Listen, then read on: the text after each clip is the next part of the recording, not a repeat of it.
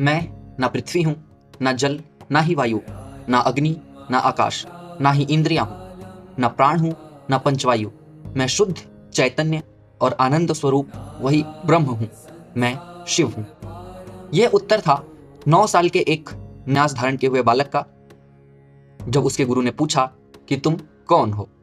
ना हम पृथ्वी न च तोयम, न तेजो न वायु न खम नेन्द्रियाणि, न च प्राण संज्ञो वै पंचवायु, चिदानंद रूप शिवोहम शिवोहम। ये वाक्य नहीं बल्कि एक सिद्धांत बनकर उभरे, जिनका तोड़ आज तक नहीं मिला।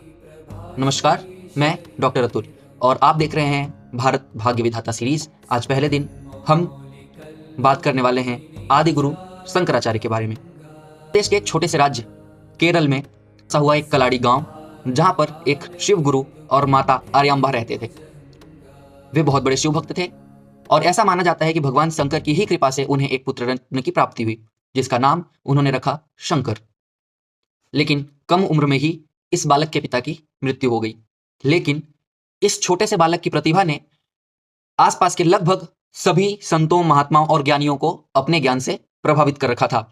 और यह छोटा सा बालक संन्यास लेने की जिद ठान बैठा था, जिस पर उसकी मां ने कहा कि हे पुत्र, तुम एकमात्र मेरे सहारा हो, अगर तुम भी संन्यास ले लोगे तो मेरा क्या होगा। बालक शंकर यह जानते थे कि माता उन्हें कभी भी संन्यास नहीं लेने देगी, तो उन्होंने एक योजना बनाई। जब वे नदी में स्नान कर रहे थे, तब उन्होंने ऐसा नाटक किया कि उन्हें मगरमच्छ पकड़कर खींच ले जा रहा है। लाख समझाने के बावजूद वे बाहर नहीं आए।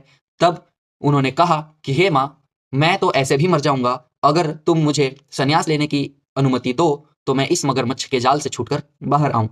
माता ने हार मानकर उन्हें संन्यास लेने की आज्ञा दे दी, जिसके बाद बड़े बड़े तपस्वियों का सानिध्य प्राप्त किया। आदि शंकराचार्य का दर्शन अद्वैत वेदांत के मूल सिद्धांतों पर आधारित था। उनका संदेश सरल लेकिन गूढ़ था।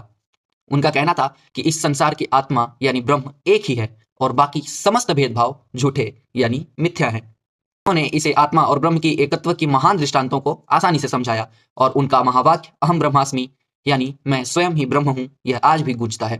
वे कहते थे सर्वम खलविदम ब्रह्मा, अर्थात संपूर्ण सृष्टि ही ब्रह्म स्वरूप है।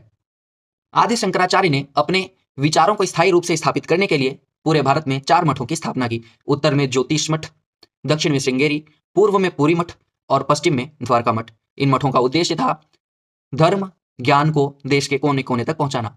आज जिस हिंदू धर्म के स्वरूप को हम और आप देखते हैं, वो वास्तव में इन्हीं शंकराचार्य जी के द्वारा प्रतिपादित है। उनके पहले यह सनातन वैदिक धर्म अलग अलग संप्रदायों में बटा हुआ था, जिनमें आपसी संघर्ष होते रहते थे। शंकराचार्य जी की कल्पना थी